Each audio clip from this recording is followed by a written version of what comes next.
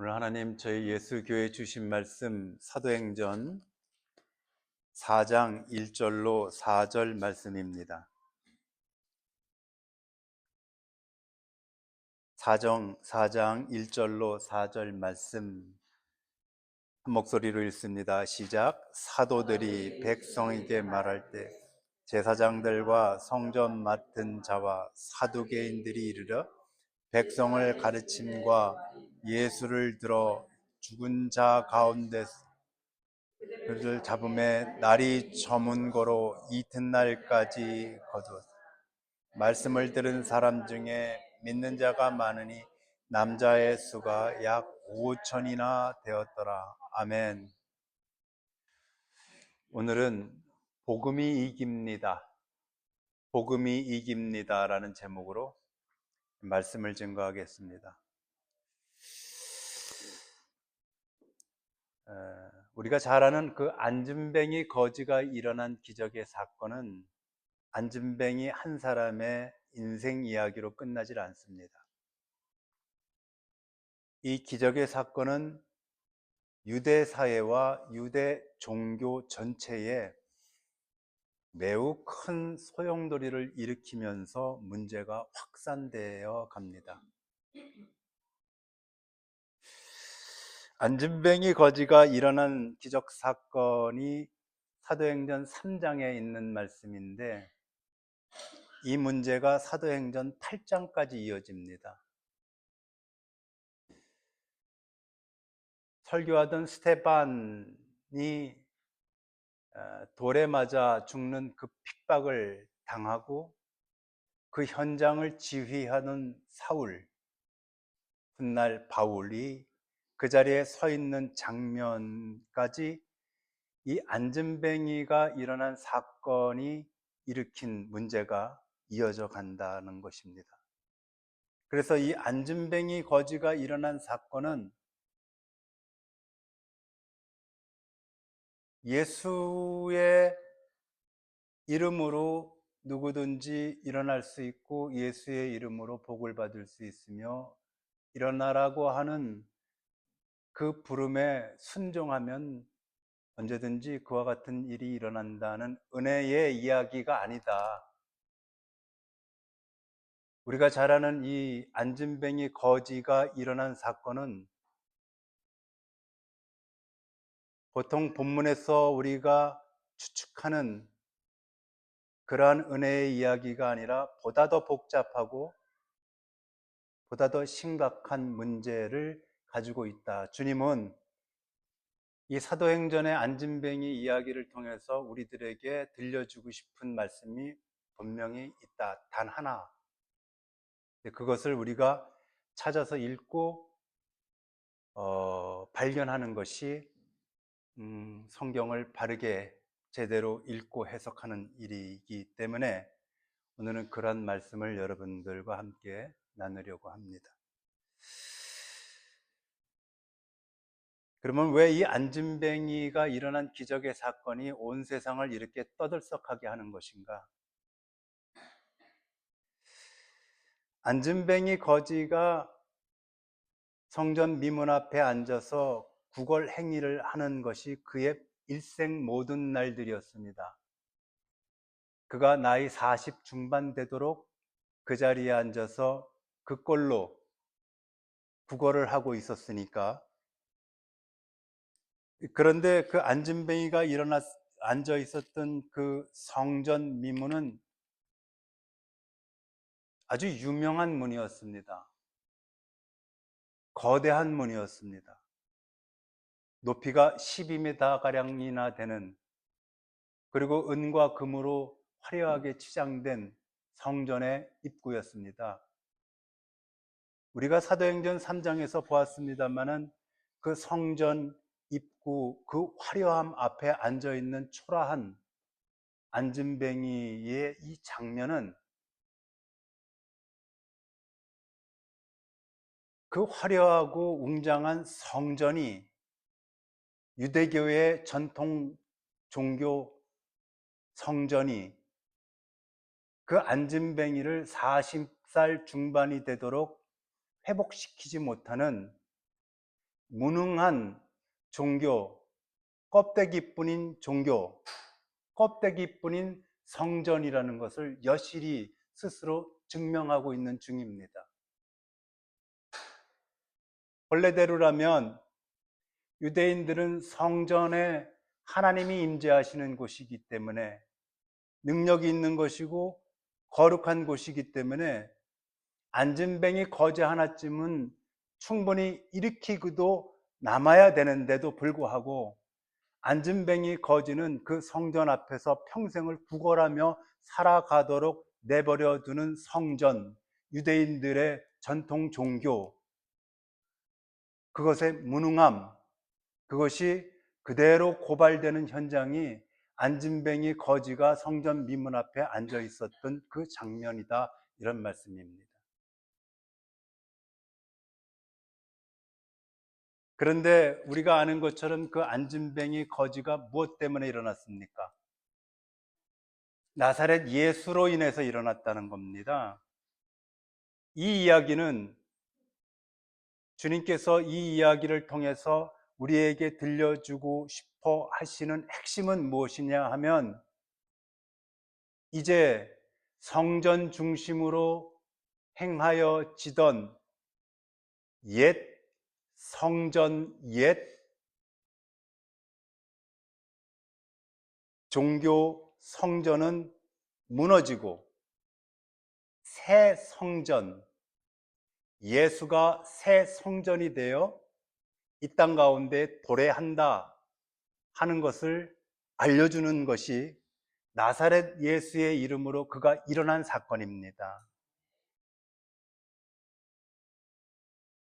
그들은 짐승의 제사를 드림으로 하나님에게 죄사함을 얻고 하나님 앞에 가까이 갔었으나, 이제는 예수가 단번에 제물이 되어 주심으로 더 이상 짐승 제사를 드리는 그와 같은 일로 성전에서 하나님을 만나는 것이 아니라 예수를 통해서 하나님을 만나게 되는, 그러므로 예수가 새 성전이 된다라고 하는 것을 드러내는 장면이 바로 안진뱅이 거지가 예수의 이름으로 일어난 사건이다. 그래서 그 안진뱅이 거지가 일어난 그 순간, 그가 곧 발목에 힘을 얻어 일어난 그 순간은 이제 새로운 시대, 예수가 성전인 시대가 도래했다라고 하는 것을 온 세상에 선포하는 사건이었던 것이다.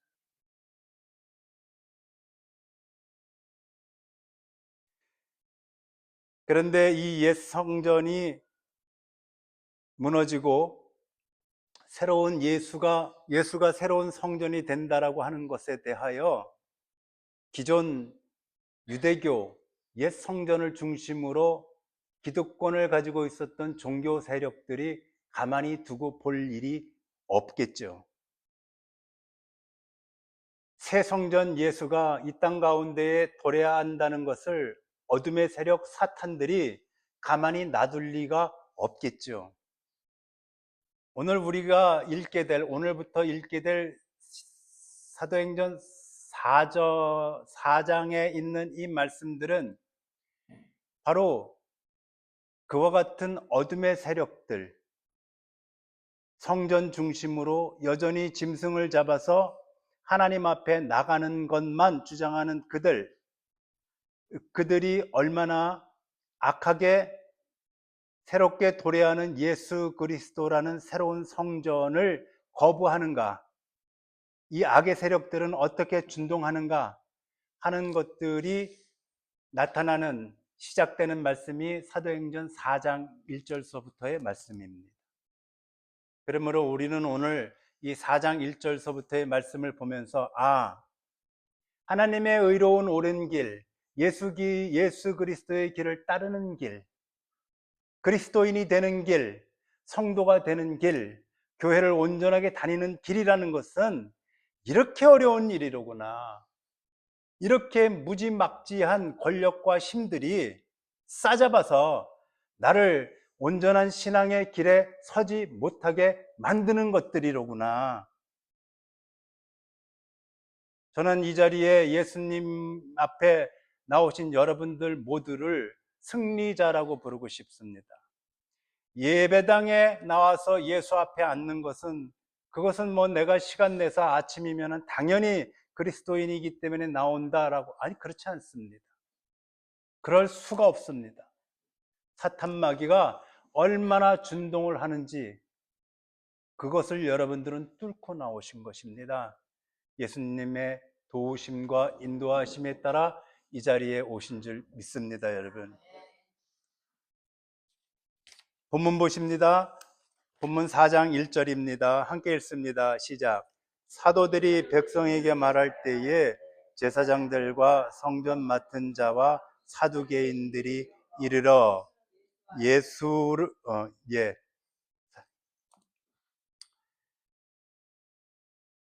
사도들이 백성들에게 설교할 때 말입니다. 지난 우리가 몇 주 동안 계속 베드로의 설교를 살펴보고 있었지 않습니까? 그런데 베드로의 설교가 끝나고 난 뒤에 이들이 닥쳐온 것이 아니라 베드로가 설교를 하고 있을 때였습니다. 오늘 본문에서는 사도들이 설교하고 있었다라고 말합니다. 지금까지는 우리는 베드로의 설교를 들었기 때문에 베드로 혼자서만 설교를 했는가 싶었는데 오늘 본문을 보니까 사도들이라고 말하는 것으로 보아서 사도 베드로와 사도 요한이 설교를 계속 이어가고 있는 중이었습니다. 우리가 본문의 3절을 한번 보시면은 3절은 이렇습니다. 저희를 잡음에 날이 이미 저문 고로 이튿날까지 가두었으나, 무슨 말인가? 베드로가 처음 안진뱅이 거지를 만난 시간이 오후 3시였습니다. 안진뱅이 거지가 일어나는 것은 시간이라고 할 것도 없는 한순간에 일어나 버렸습니다. 그리고 난 뒤에 사람들이 모여오고 베드로는 설교를 즉각 시작을 했으니 베드로의 설교의 시작은 아마도 3시경이었을 겁니다. 오후에. 그런데 오늘 본문을 보게 되면 그 베드로와 사도 요한이 잡힌 시간이 날이 저문 어두운 저녁이었다라고 말하는 걸로 봐서 적어도 이들의 설교는 대략 몇 시간가량 이어졌다는 겁니까? 대략 4시간 정도, 그렇게는 봐야 되겠지 않습니까? 4시간 동안 설교하면은 누가 앉아 있겠습니까? 예수교회 성도님들 말고는 1시간 설교하는 예수교회 목사, 저는 설교 길게 하지 않습니까? 그런데 4시간 동안 베드로와 요한은 우리가 그들의 설교를 지켜봐서 알고 있습니다만은 무엇입니까? 너희들이 잡아 죽인 그 나사렛 예수 목수 아들 말이다. 그가 바로 하나님이시다 하는 것과, 그는 하나님이 살리셨고 그는 지금 어디에 계시는가? 승천하사 전능하신 하나님의 우편의 자리에 복귀하셔서 그분은 하나님의 전지전능하신 권능으로 이 시간에 우리의 생과 사, 화와 복, 인생을 다스리고 온 우주 만물을 다스리고 계신다. 그분을 믿을 때 우리는 구원을 받는 것이고, 그리고 너희들이 믿지 아니하면은 혹독한 고난이 있을 것이다, 고통이 있을 것이다. 그렇게 지금 장황하게 4시간을 사도 바울과 사도 요한이 지금 설교를 해나가고 있는 중입니다. 처음에는 수십 명이 모였을 겁니다. 누가 기적을 일으켰는가? 안진뱅이가 일어나서 저렇게 뛰어다니면서 노래를 한다는 것이 도대체 누가 저런 기적을 일으켰는가 궁금해서 모였던 몇십 명 정도였을 겁니다. 그런데 시간이 갈수록, 시간이 1시간, 2시간, 3시간, 4시간 갈수록 사람들이 구름처럼 모였습니다. 그래서 오늘 4절에 보면은 뭐라고 그래요? 예수 믿는 자들이 몇 명이요? 5,000명. 그러니까 사도 베드로와 사도 요한을 둘러싸고 있는 사람들이 대략 몇 명 정도 됐다는 겁니다. 최소 5,000명은 넘었다는 것 아니겠습니까, 여러분? 자, 이런 장면을 우리가 머릿속에서 상상을 하면서 이 말씀을 한번 들어보십시오. 5,000명이 성전 앞에 다 모였습니다. 성전에서 근무하고 있었던, 머무르고 있었던 대제사장, 그가 그 꼴을 어떻게 보고 있겠습니까? 그 소식을 듣자마자 대제사장들이 사도 베드로와 요한에게 왔습니다. 사람들을 비집고 들어보니 그들의 설교는 온통 무엇뿐이었다? 예수뿐이었습니다. 왜? 예수로 충분하니까 예수만 말하는 겁니다. 그런데 오늘 본문을 보게 되면은 4장 1절에 베드로와 요한을 잡으러 온 그들을 구체적으로 세 부류의 사람들이었다는 것을 주님께서는 분명하게 기록을 해 두셨습니다. 이건 매우 중요한 기록입니다. 관원들이 잡으러 왔었다. 아니면 유대 종교인들이 잡으러 왔었다. 바리새인들 흔한 이런 사람들이 잡으러 왔었다. 이렇게 하지 않았습니다. 세 부류의 사람들이 그 사도들을 체포하러 왔었다고 그 세 부류를 분명하게 기록하고 있습니다. 의도가 있는 글쓰기입니다. 주님의 의도가 있는 글쓰기입니다. 그러므로 주님이 여기에 어떤 의도를 담고 말씀을 기록하셨는지를 우리 성도들이 반드시 아는 것, 그것이 성경 읽기다라고 하는 거죠. 첫 번째는 누가 왔는가?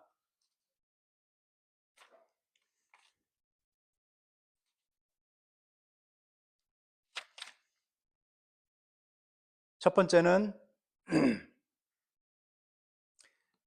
대제사장들이라고 말씀하십니다. 여러분, 유대교는 대제사장과 일반 제사장들이 중심입니다.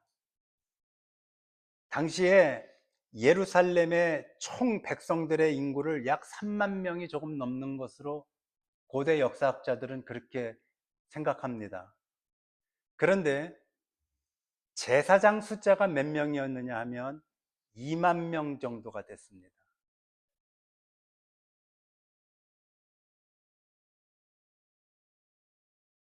이게 많아도 너무 많아 보이지 않습니까? 24개의 나눠서 24개로 나눠서 한 달에 약 한 800에서 1000명 정도가 성전 봉사를 하는 걸로. 그런데 대제사장은 오직 단 한 명입니다.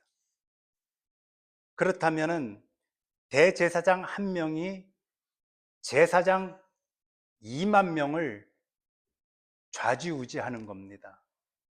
제사장만 해도 되게 센 사람들인데 그 센 사람 2만 명을 좌지우지하는 자가 대제사장입니다. 오늘 우리가 이 본문에서 자세히 봐야 보이는 것 중에 하나가 뭐냐면 이 본문은 대제사장이 사도들을 잡으러 왔다 하지 않고 대제사장들이 잡으러 왔다라고 말합니다. 확인해 보십시오. 원래는 대제사장 한 명이 와야 되는데 왜 대제사장들이라고 이야기하는가?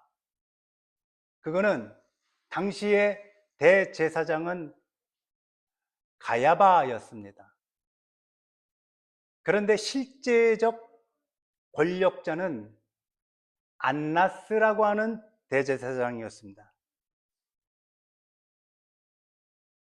가야바는 안나스의 사위입니다. 안나스는 가야바에게 대제사장직을 형식적으로 물려주고 자신은 뒤에서 모든 실권을 다 가지고 움직이고 있었습니다. 그렇다고 하더라도 공식적으로 대제사장은 가야바 한 사람인데 성경은 공정하다면 대제사장이라고 단수로 기록해야 하는 것이 맞습니다. 사정이야 어쨌든. 그런데 주님은 그렇게 기록하지 않으셨습니다. 대제사장들이라고 말하면서 그들의 무소부위의 권력과 그들의 탐욕, 그들의 불법을 들이라는 말씀으로 고발하고 있는 중입니다. 대제사장 가야바와 안나스는 사기꾼들입니다. 그들은 하나님의 이름을 빙자해서 성전에서 큰 사업을 했습니다. 크게 두 가지의 사업을 했는데, 하나는 가축 매매 사업, 하나는 환전 사업. 예루살렘 성전으로 짐승 제사를 드리기 위해서 저 먼 시골에서 며칠 동안, 한 달 동안 또는 그 이상 동안 그 제물, 양과 소를 끌고 오는 도중에 양과 소는 제대로 먹지 못해서 삐삐 마르고 오다가 다치고 상처나고, 그래서 성전에 도착해서 제물로 드리려고 하면은 흠 있는 것이기 때문에 네가 가지고 온 이 제물은 받을 수가 없어 라고 퇴짜를 내버리면은 그 사람이야말로 얼마나 당혹스럽겠습니까, 여러분? 그것을 잘 이용해서 가야바와 안나스는 성전 앞에다가 큰 가축 시장을 열었습니다. 그렇게 힘들게 사가지고 올 필요 없어. 그냥 와서 여기서 싱싱한 것들로 사서 제물로 드려. 얼마나 아이템이 좋습니까? 행여나 싱싱한 채로, 아주 흠없는 채로 짐승을 끌고 왔다고 하더라도 그 짐승에 흠 있고 없는 것을 판결하는 그들이 흠이 없어도 이건 흠이 있다라고 하면 그건 사용 못하는 겁니다. 내 거, 내가 키운 것이 흠이 없는 것이야. 그러니 얼마나 많은 돈을 벌었겠습니까? 6월절에는 예루살렘 6월절 기간 한 주간 동안 예루살렘 성에서, 예루살렘 성전에서 도축하는 양의 숫자가 25만 마리 정도 되었습니다. 한두 마리로 돈 버는 것이 아니라 수십만 마리를 팔아서 돈을 벌고 있었습니다. 또 하나는 환전. 당시에 통용되는 화폐는 로마 화폐인데, 로마 화폐에는 반드시 로마 황제의 얼굴이 새겨져 있었습니다. 그것을 성전에서는 드리지 못하게 했습니다. 그래서 성전에서는 어떤 것으로 화폐를 대신했느냐? 두론이라는 곳에서 나오는 은화의 순도가 높아서 그것을 가지고 바꿔서 사용하게 했습니다. 두론의 은화. 그러므로 로마 화폐를 갖고 있는 백성들이 와서는 성전 앞에서 두론의 은화로 돈을 환전해야 했습니다. 환전하는 데는 반드시 환전상에 커미션이 있어요. 저는 영어가 생각이 안 나가지고 커미션이 반드시 있어야 되는데 그 돈이 어마어마했겠죠. 그런 하나님의 이름으로 사기 행각을 벌이고 돈을 벌어가는 그들을 주님은 대제사장들, 무리들, 그것들이라는 의미로 대제사장들이라고 오늘 4장 1절에서 고발하고 계시는 거예요. 두 번째 등장하는 사람은 누구인가? 우리말 성경에는 성전 맡은 자입니다. 여기서 성전 맡은 자는 성전 경비 대장을 말합니다. 대제사장이 유대 종교 그리고 유대 사회에서의 서열 1이라면 성전 맡은 자, 성전 경비 대장은 서열 2위입니다. 아셨습니까? 제사장들이 아닙니다. 성전 맡은 성전 경비 대장이 2위입니다. 예수님을 팔아넘긴 가롯 유다가 예수님을 팔아넘기기 위해서 모의한 사람이 바로 성전 경비대장이었습니다. 이 성전 경비대장의 아이디어로 예수님은 그렇게 잡혀가실 수가 있었던 거예요. 로마는 그 어떤 민족도 무장을 하게 놔버려 두지 않습니다. 자기들만 무장하고 있죠. 그런데 로마는 유일하게 유대인의 이 성전을 지키는 경비대에게만큼은 무장을 허용했습니다.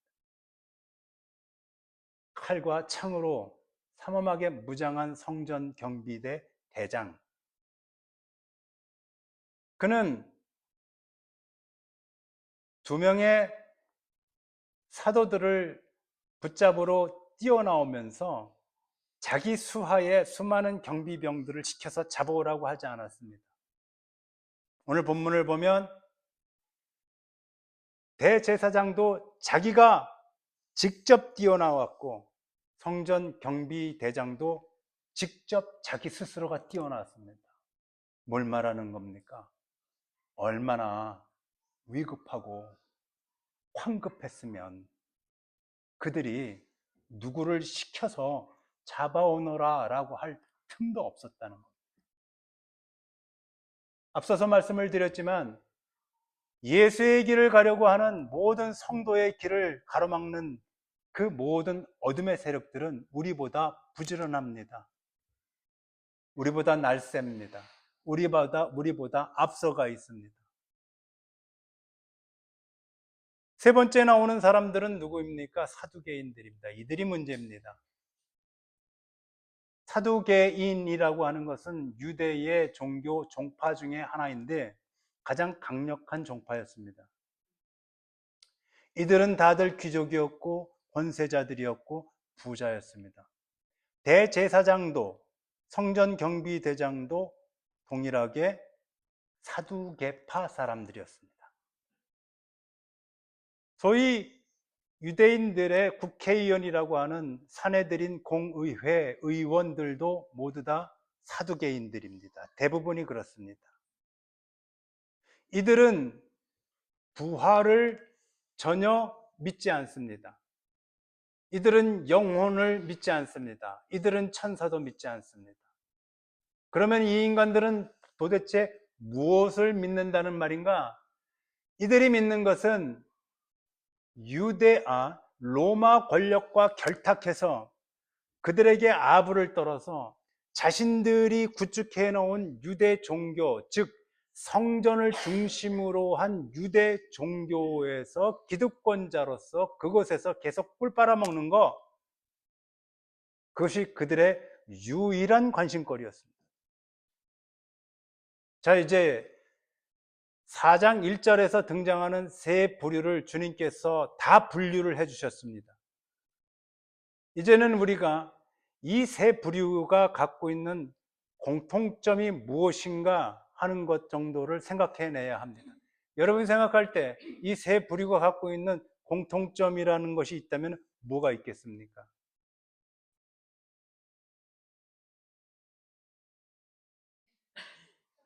네, 맞는데요.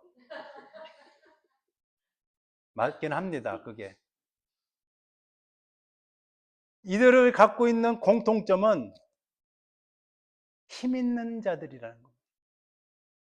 힘. 제니스가 지금 말씀하신 게 맞는 게 성경은 힘과 능력을 분명하게 구별해 놓았습니다. 세상은 힘과 능력을 혼용해서 사용합니다. 힘이 있는 자는 돈이든 권력이든 힘이 있으면 능력이 있는 것으로 생각해서,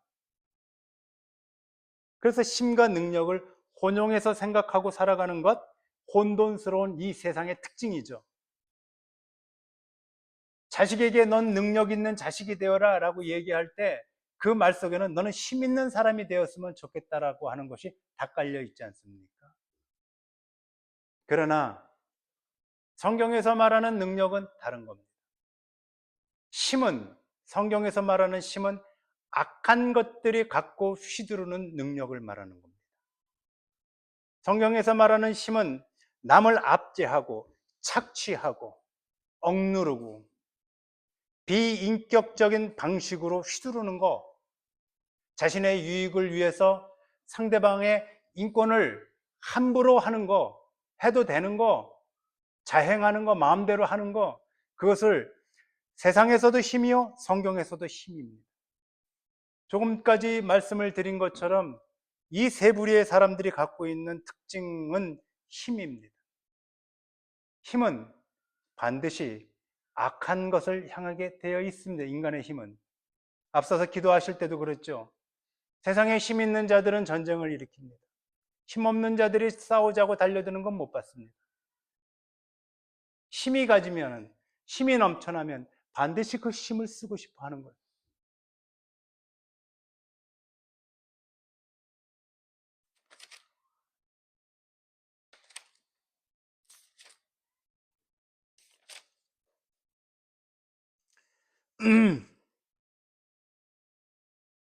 그런데 오늘 보게 되면은 이 힘 있는 자들이 와서 베드로와 요한을 그 자리에서 현장에서 움켜쥐고 마치 개 끌고 가듯이 끌고 가버렸어요. 그러면 여러분 이 자리에서 한번 상상을 해보시죠. 늘 언제나 누구에게나 명령에 익숙해 있었던 그들이 베드로와 요한을 끌고 가면서 무슨 말을 그 군중들에게 남기고 갔겠습니까? 여러분, 나는 이 두 사람을 이렇게 끌고 가지만 이 두 사람이 여러분들에게 전한 복음의 도, 진리, 그것을 여러분들은 따르시면서 예수를 쫓아가시기 바랍니다. 그랬겠습니까? 너희들 잘 들어. 이 사람들이 전했었던 그 이야기를 따르고 그것을 믿는 자들은 반드시 이꼴나는 거야. 그랬겠습니까? 첫 번째, 두 번째.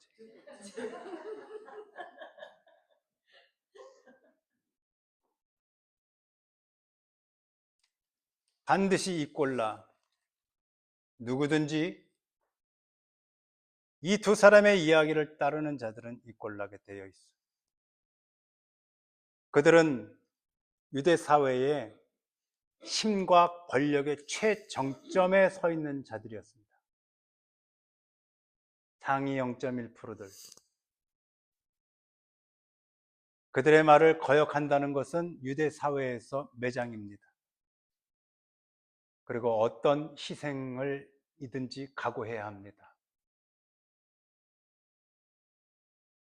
그들은 거룩한 척했지만 그들은 폭군이었습니다. 자신들의 유익을 위해서라면 하나님의 이름으로 누구든지 잡아 죽일 수 있는 자들이었습니다. 그들의 명령, 그들의 엄포를 거부할 수 있는 사람이 유대 사회에는 없었습니다. 그동안 모두가 그들의 말에 숨지기고 순종하면서 살아가는 것이 일반화되어 있었던 그 시대에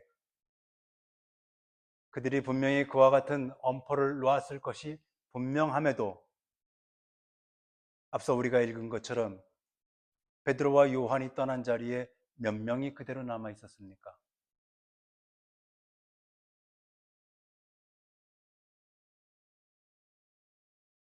5,000명이 그 자리에 그대로 남아 있었습니다.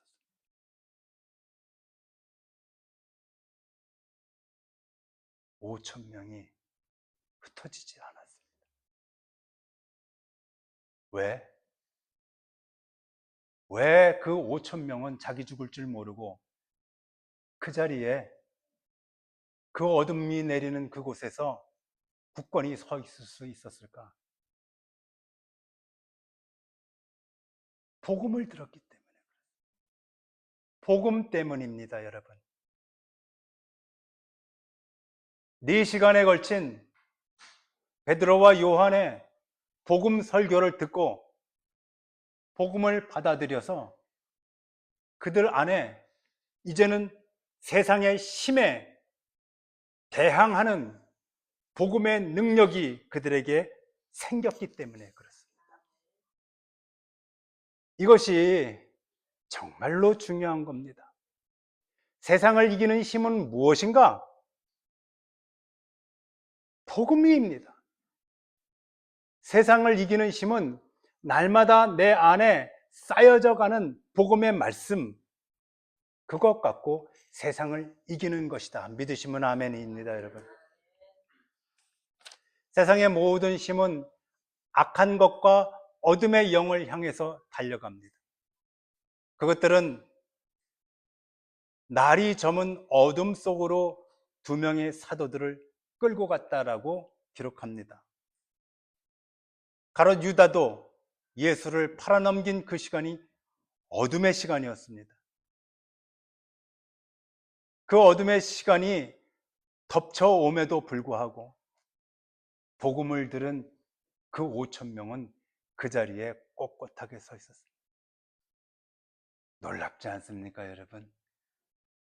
그리고 그들은 훗날 예루살렘에 작고 큰 교회들, 초대 교회들이 됩니다. 그리고 무수히 다가오는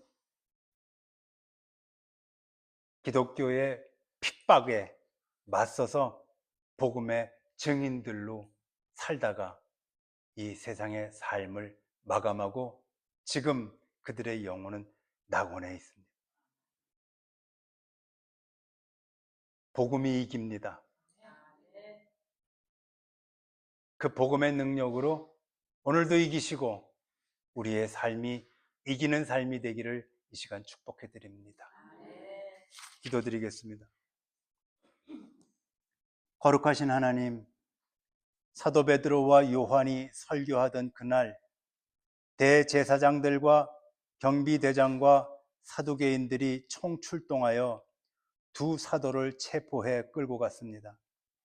두 사도가 끌려간 그 시간은 해가 저문 저녁이었다고 말씀하셨습니다. 가롯 유다가 예수님을 팔아넘긴 시간도 해가 저문 저녁 밤이었습니다. 사탄은 세상의 힘을 이용하여 두 사도를 어둠 속으로 끌고 갔지만 두 사도로부터 복음을 들은 5천 명의 백성들은 요지부동 누구 하나 흔들리지 않았습니다. 오히려 그들은 서로가 하나가 되고 훗날 예루살렘에 세워진 수많은 작은 교회들이 되었으며 무수한 박해를 견뎌내면서 복음을 전하는 복음의 증인들로 살았습니다. 세상이 제 아무리 우리를 흔들고 어렵게 하여도 우리에게는 복음이 있으니 복음의 능력으로 살아내게 해 주시옵소서. 세상 권력과 힘은 늘 악한 것을 향하지만 복음의 능력은 선한 능력이기에 우리는 예수 그리스도의 생명의 길로 인도받을 줄 이 시간 믿습니다. 감사드리며 예수님 이름으로 기도드렸나이다.